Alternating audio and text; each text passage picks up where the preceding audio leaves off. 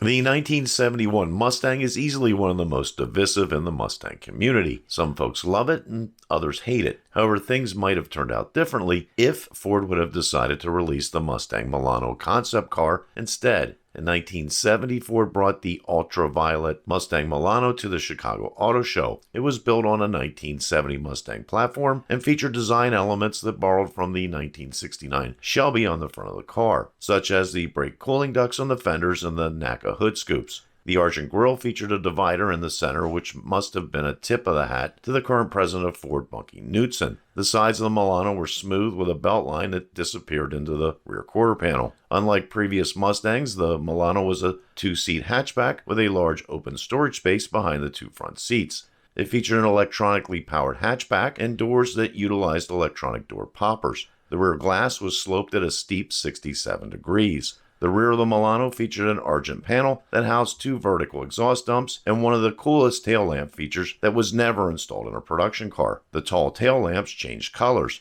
On acceleration, they were green, they turned bright red while braking, and then amber when coasting. The wheels were a retro take on the spoke wheels from years past. They were cast aluminum centers, so they were much stronger. That wheel design was adopted by several manufacturers directly from the Milano. It became quite popular in the 80s and into the 90s and can be seen on several production cars from that time period. The Mustang Milano featured a purple interior to match its purple exterior. This was done to draw attention to the car in the show circuit, as no production Ford has ever featured a purple interior. Would the Mustang Milano have been a better choice for the 1971 Mustang? I would have to say no. There were only so many folks who would consider a two-seat car. The 1971 Mustang rear seat was an uncomfortable place to be for long periods of time, but there were seats in the back, so buyers had the option to carry 4 people. That stated having a huge amount of storage space for whatever behind the rear seats with the accessibility of a hatchback is intriguing.